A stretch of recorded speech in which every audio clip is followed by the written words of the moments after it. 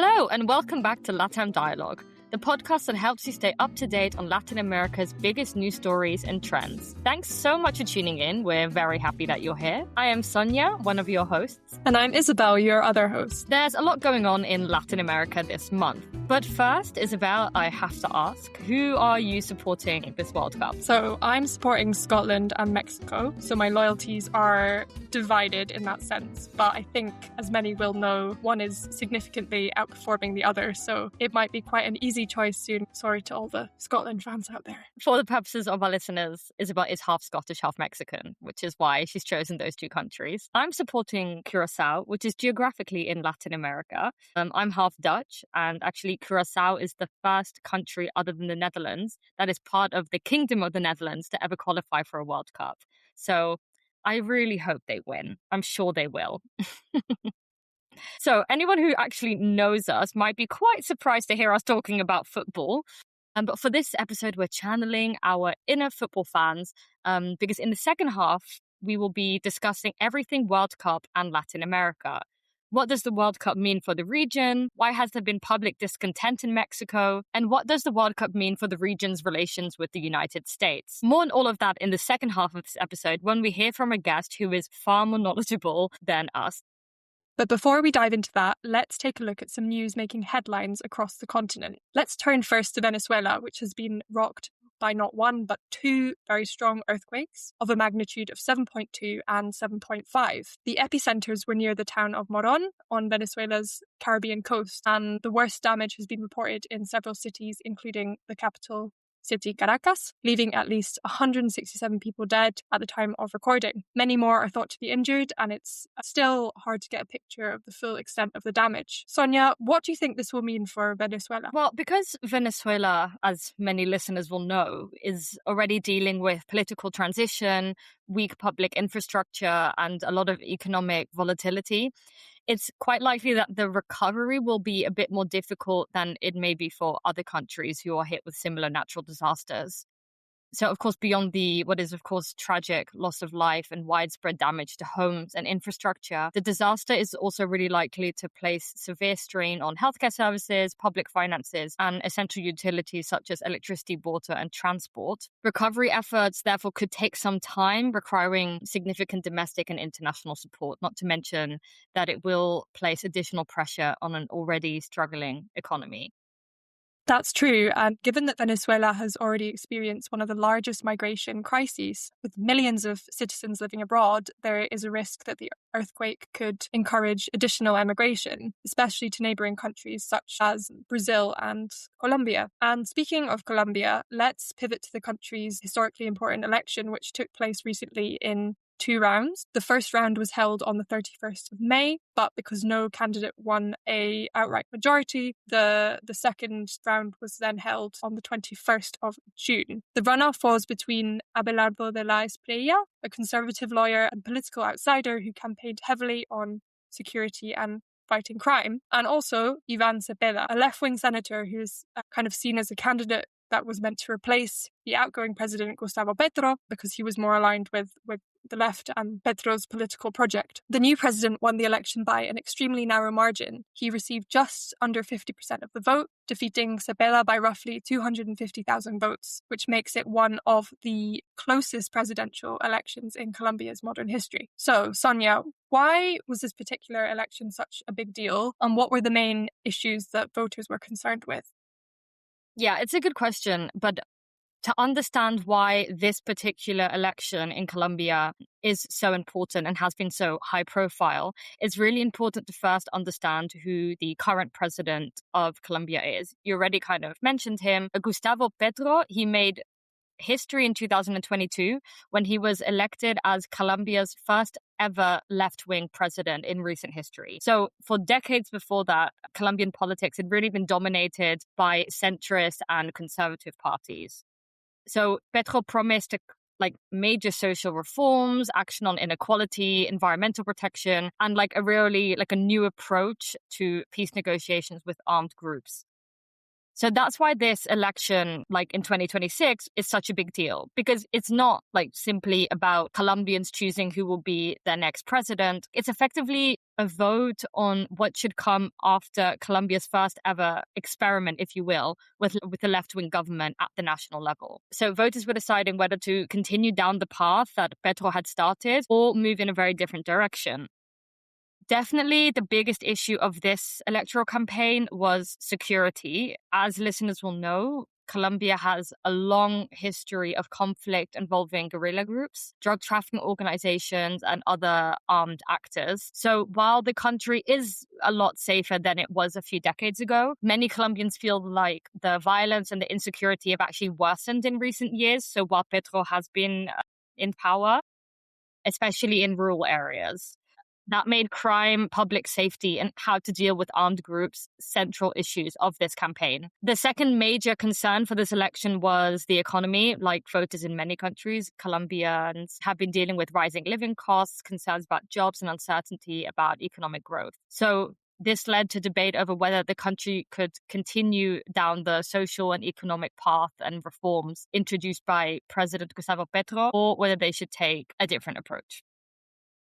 And can you tell us a bit more about the new president himself, since he's set out to take on this new role? Yes, of course. So Abelardo de la Espriella, he's one of the most unusual figures to ever reach Colombia's presidency.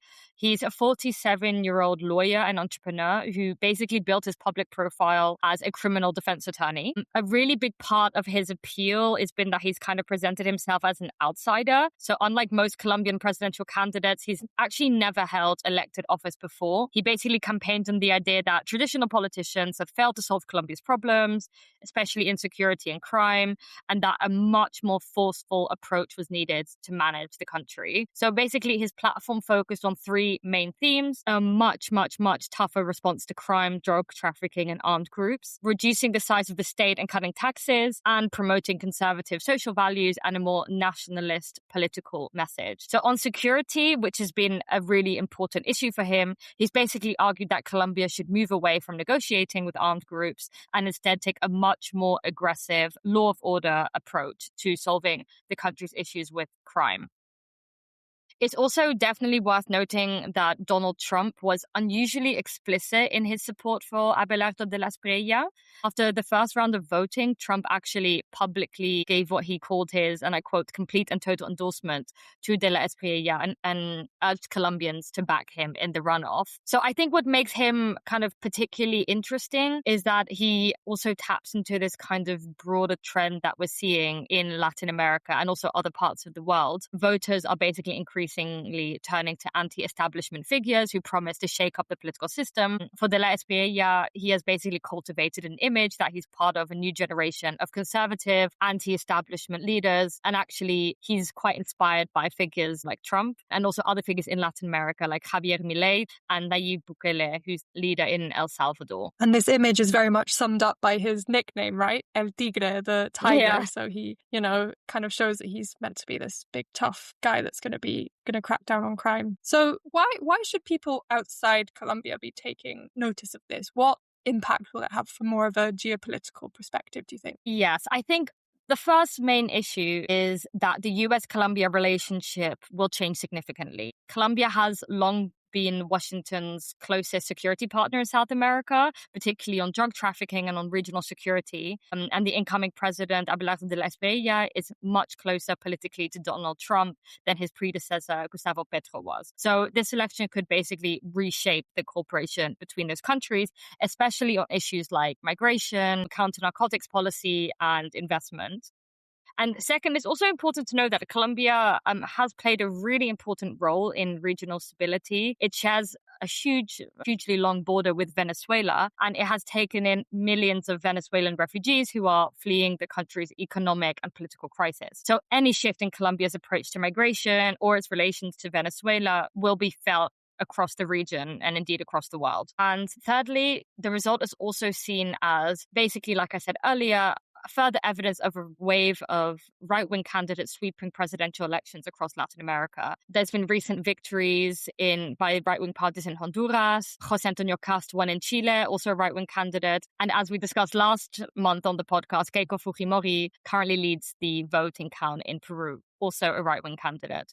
Colombia's election is further kind of evidence that the political system in the region is shifting back to the right. Very interesting. I mean, big changes across the continent. So we'll see how that all plays out in a few months, I guess. So now moving on to Bolivia for our next story. The country has been experiencing some of the worst social unrest in recent years. Yeah, after weeks of nationwide protests over economic reforms, a state of emergency was declared on the 20th of June. But tensions remain really high in the country despite many road blockades being lifted. Isabel, what is driving the current wave of protests and why has the situation become so serious? Are these protests mainly about economics or are they about political power? What's going on? So I'd say the unrest is driven by both economic and political factors. It began with a workers' strike in May, which was predominantly around an agrarian reform that was brought in. And then this escalated into nationwide road blockades that essentially paralyzed many of the major cities, including La Paz. So on the economic side, Bolivia is experiencing one of the worst economic crises that's had in its modern history. That is to do with fuel shortages, that's to do with inflation, a depletion of the US dollar, meaning that purchasing power is declining. And a more recent trigger is that Bolivia's president, Rodrigo Paz, who has only been in power for 6 months, brought in cuts to fuel subsidies and the funding of education, and that was part of a wider austerity package that was aimed to reduce inflation and improve the economic situation. So protesters are also demanding the reinstatement of some of those subsidies. And I'd say the unrest is also deeply political in the sense that Bolivia's political trajectory over the past 2 decades was very much centered around the party in power called the MAS Party, which is a socialist party. And Paz's election marked the end of the 20-year rule of that party. And unlike the MAS Party, which relied on high public spending and generous fuel subsidies, Paz has argued that Bolivia can no longer afford that model. So supporters of Paz say that these reforms are necessary to prevent a deepening economic crisis, while critics argue that it's actually making life more expensive for ordinary Bolivians. And the final point I'd add is that the protests have also been a vehicle for political opposition. Supporters of former President Evo Morales, who is from the MAS Party, which includes labor unions, some of the rural sectors, indigenous organizations, miners, etc., join these nationwide demonstrations and the roadblocks. And many people see that these protests as being influenced by Morales, even though he claims that he didn't have anything to do with galvanizing people to protest. But it's also true that many people are protesting over genuine economic hardship. So a lot of people are using this protest to criticize Paz's government more widely and call for his resignation even after 6 months in power. Wow. And how has the government responded to the social unrest and the protests? And what does a state of emergency in Bolivia actually entail? How have the Bolivians reacted? Yeah, so as you say, the government has responded with a state of emergency, which essentially means that they are deploying the army and troops to clear the road blockades and also to forcibly remove protesters or people who are expressing support of specifically the blockades. The government argue that these are necessary because the blockades have disrupted fuel and food supplies and access to urgent services like hospitals, and they've caused a lot of economic damage. Paz did try and negotiate with a lot of the protesting sectors, and he did sign an agreement with one of the major trade unions in Bolivia, but a lot of people are still not happy with the way he's handled the situation and his concessions, so they say they're going to continue protesting. That kind of comes more from the rural areas of Bolivia. So on the one hand, many Bolivians are happy that Paz has deployed these measures, but on the other, there's also a risk that they could deepen the conflict, especially given the violent history of protests in Bolivia. Mm-hmm. Let's dig a little deeper into this divisive figure, Evo Morales. How has he shaped Bolivia's protest culture? Is today's unrest really about reinstalling Morales's vision, or has it moved beyond him? So Evo Morales and his mass party have had a profound influence on Bolivia's protest culture. Before becoming president himself, he rose to prominence as a union leader. He was using strikes, marches, road blockades to pressure the government. Those tactics have actually become central to his political movement and remain widely used by social organizations today. And it's important to mention that during his presidency, Morales expanded the political influence of indigenous groups, labor unions, and the rural movements, many of which continue to mobilize in defense of his political project. But that said, today's unrest cannot be explained by Morales alone. Many Bolivians are protesting because of genuine economic hardship and political discontent rather than loyalty to him. And just as a final question before we finish this section of the podcast, what does the current situation in Bolivia tell us about the challenges facing democracy in Latin America? I think, first of all, it tells us a lot about how economic hardship can undermine stable democratic governments. When inflation rises, living standards fall, and then governments are forced into introducing austerity measures, and then public frustration spills onto the streets. So it's partly that. And I'd say another thing is that the crisis shows the delicate balance between democratic governments having to restore public order and protecting civil liberties, in the sense that while governments have a responsibility to restore essential services and keep roads open, they often have to rely heavily on emergency powers, which entail bringing the army onto the streets and entail eroding public trust and potentially also escalating the unrest. So it is a fine balance. And the final thing I'll say is that Bolivia demonstrates that democratic stability depends not only on holding elections, but also maintaining economic stability, right? So you need strong institutions, you need public confidence that ensures that governments can effectively respond to crises.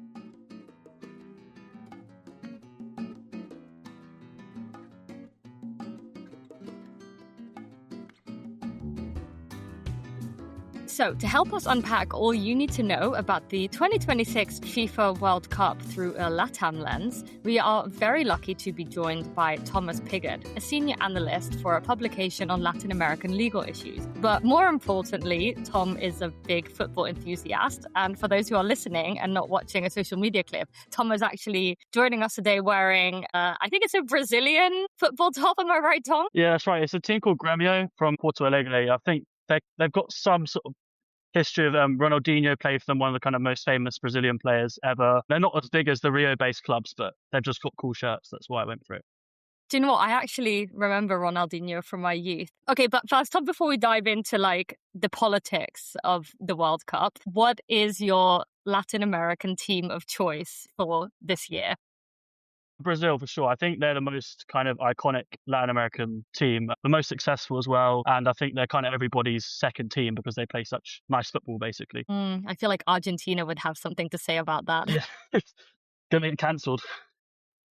Okay, guys, let's dive in. As many will know, the 2026 FIFA World Cup has attracted a bit of controversy, from concerns about the tournament's expansion and commercialization to questions about security, migration, and political symbolism of a three-country host. Less well known, however, is that the tournament has also generated debate within Mexico itself. So, Tom, why has the tournament become so controversial in Mexico? What are the main sources of public discontent?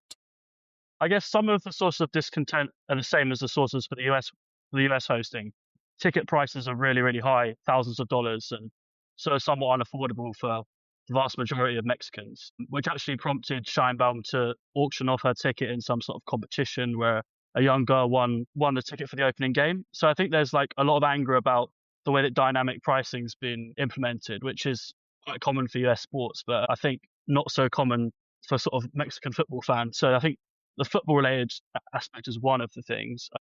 Another thing, I suppose, is government spending being prioritized for preparation for the tournament. So two of the three stadiums have been modernized in preparation to meet FIFA standards. So there's been quite a big expense for that. The surrounding areas have been redeveloped as well, which has diverted money that could have been used for more pressing issues. And then you've also got the kind of gentrification as a result of these sort of modernization projects around the stadium. So certain parts of Mexico City have kind of, the prices have gone up, people have been forced out of their area. So there's quite a lot of issues. And I think also another factor is it's a good platform for people to protest because there's a global audience. So for the opening game on the 11th of June, there was, thousands of people protesting about a wide range of issues, including, teachers' unions were involved. There was protesting about cartel violence. So I think there's a lot of anger about the tournament, about the pricing, about the consequence of hosting, the sort of gentrification. There's all kinds of things kind of rolling together. And I think some of the issues that are controversial about the US hosting, the same issues kind of carry over. Yeah, for sure. I mean, I was in Mexico last month and it was quite extreme to see the contrast between, on the one hand, all these people celebrating and then you had protesters marching, and it was quite an interesting mix of things going on. So yeah, thanks for giving us an overview on that. Tom, could you tell us a little bit about the history of the World Cup in Latin America? What kind of has the World Cup in football meant for the region over time? Having spent a lot of time in Latin America, I know that the sport holds like a really deep cultural and social importance across the region. I guess like the roots of the World Cup are in Latin America. So the first host was Uruguay in 1930. So they host the inaugural tournament. I think the World Cup's been inextricably linked with Latin America since. Brazil, the most successful team in World Cup history. They've won 5 of the World Cups. Argentina have also been very successful. And I think the early World Cups were predominantly European and Latin American teams. So they kind of dominated the early proceedings and continue to do so even with the expansion. So they're kind of their success and the success of the teams and Latin American teams in the World Cup is a kind of big story of the World Cup itself. I think the history of it basically is sort of football was brought to Latin America in the late 19th century by the British, basically. And I think they kind of popularized it and brought a new style to the game and brought a new level to the game. There's a Uruguayan philosopher / writer called Eduardo Galeano who's saying that kind of Brazil incorporated capoeira and samba and all these sort of Brazilian art forms and made it their own. So I think there's an element of which it was taken to a new level by Latin America. And also it was a sport that was played by people from sort of like poorer backgrounds, people from favelas, and the sort of most successful players of all time have largely come from those kind of backgrounds. You think Maradona came from a really poor background in Argentina. Pele as well, who won 3 World Cups, is widely seen as one of the greatest players of all time. I think there's an element in which it provides opportunity, and it's a sport that requires very little equipment, just a ball. And I think that the way the sport is designed has allowed it to be a kind of something that anyone can play and anyone can enjoy, and offers an opportunity to escape from being economically marginalized. So yeah, there's a lot of reasons. The link between politics and football is hard to ignore. Obviously, Argentina hosted in '78 during the military dictatorship, won the tournament, and it was a huge victory for the dictatorship. Obviously, in '70 when Brazil won, they kind of appropriated the victory, the military dictatorship of the time. And now in the modern day, we've got Bolsonaro wearing Brazil's shirt. We've got the recent victory of the Colombian election wearing De La Espriella wearing Colombian shirts. I think it's hard to ignore. It's everywhere in Latin America. And are the Latin American people really big football fans? It's like on another level. If you go to Brazil, it's kind of like it's like a religion. I mean, it's a bit cliched, but I think it is. It's an instant conversation starter. And it's definitely the biggest sport in Latin America. I think, yeah, there's nothing really comparable. I mean, even smaller nations are quite mad on it. I mean, I was in Bolivia a few years ago and they were telling me about this Copa America game they had against Brazil years ago and how it's still stuck in their memory. And I think even the less kind of successful nations, there isn't really a comparable sport. I suppose in Argentina, you've got rugby, for example, but I think football still supersedes that. So it'd be really interesting to hear a bit more about the geopolitical tensions between Mexico and specifically the US. How has that kind of been leading up to the tournament? And now that the tournament is kind of in full swing, how is it all playing out across both countries? I guess I think the tensions have sort of somewhat subsided now the tournament has started. But I think in the build-up, there's issues around sovereignty with the US threatening to, use military action south of the border in response to cartel activity. There's been criticism from Scheinbaum towards the US for the flow of arms, which again is related to the cartel activity. Mexico is also very critical of the US's involvement in Venezuela and the capture of Maduro. And I guess the ongoing kind of mass deportations from the US. So I think there's loads of things that are simmering away, and not to mention obviously Trump's rhetoric surrounding the USMCA trade deal. So there's like all kinds of things bubbling away, and it's a quite a tense time to be joint host, I think. Do you think that hosting the World Cup could actually help improve relations between Mexico and the US, or is that impact likely to be quite limited? I think it's likely to be limited. I think perhaps at a social level, it might bring people closer together a little bit, but I think at a political level, it's unlikely to have a lasting impact.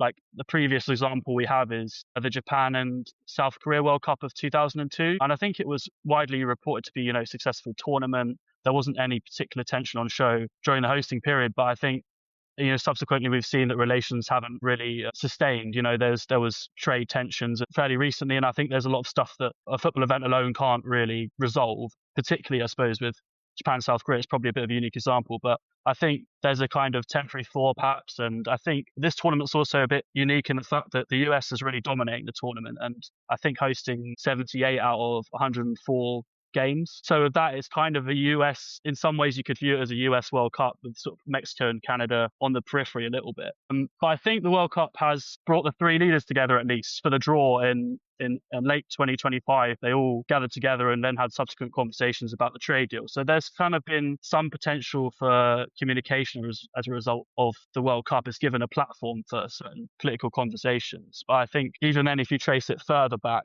the bid was like largely organized by football officials. There was some political involvement, but while they'd announced the joint bid, there was, Trump was demanding the building of a wall, the renegotiation of NAFTA. So I think that it hasn't really ever quite brought them together. And I think the way that the tournament's actually operated, it's been, it's felt like three different World Cups because, the immigration policies are very different. The funding structure's been very different. So each World Cup, each host has had a sort of the government's approached it differently. And there's been, quite shameful instances in the US where, the Iranian team has had to leave immediately after playing and go back to their base in Tijuana, when really there shouldn't be that kind of pressure if it is a genuinely joint tournament. I guess the best you could say for it's been an opportunity for discussion for the three leaders, but I don't think that it will bring about any lasting kind of results. So on that note, that's all we have time for today. Tom, thank you so much for joining us to unpack the kind of many cultural and political dimensions of the World Cup and all the different facets and complications. So yeah, may the best team win. Thanks for being on the pod. Thank you for having me, for the warm introduction. Our next episode will be coming to you next month, so please stay tuned. Follow us on social media. Our handle is @LatamDialogue, and please leave a review, as it really helps people to find our pages. See you next time!